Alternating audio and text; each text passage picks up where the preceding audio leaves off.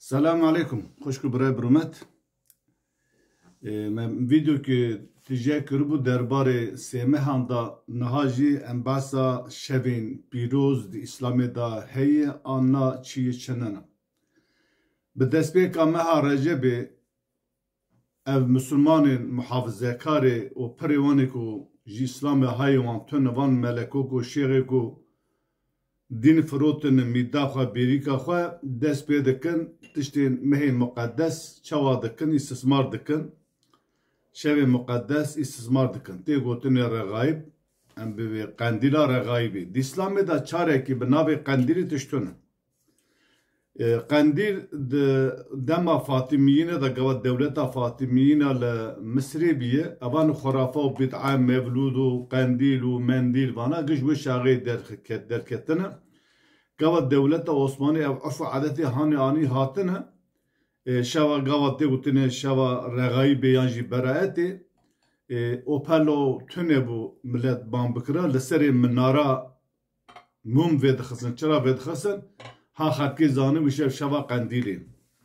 Pêxember aleyhissalatu vesselam ne regaîb qendîlê yani ne şeva regaîbê ne şeva beraetê pîroz nekirî û gotinekî wan jî dereqê vê mijarê da tune. Tev tiştê xurafa bid'ayê ji dewleta Fatimiya ya Şiiya Misrê ketin nava Müslüman.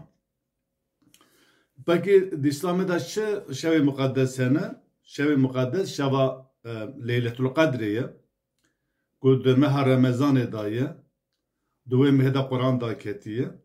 Ew ê şevê merû pîroz dike yani pîroziya mîna ana ne merû tamamê Remezanê rojî digire li mêja xwe dike dihê dawî merû Remezanê pîroz em bivê zêdetir dike bi ihtikafê û li mêj û suneta dikin. Her wisa şeva Mi'racê heye ku Pêxember aleyhissalatu vesselam derketî Mi'racê ew jî şeva ku ana Müslüman wê şevî pîroz dike Pêxember û sehaba wisa pîroz nekirî. Pêxember çû Mi'racê hatiye.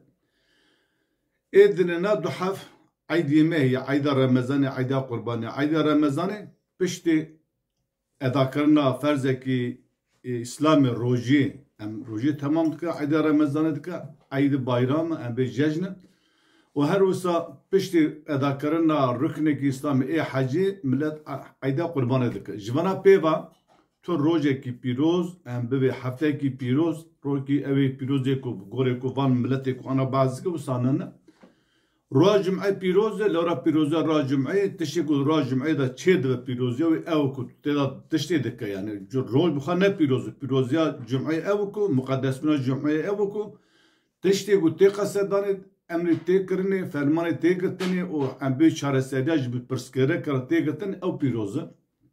Wekî dinêna hûn eger Müslüman bin tiştê ku Qur'anê gotî bixwînin fam bikin heyda xwe tetbîq bikin da Xwedê Teala werxelas bikin.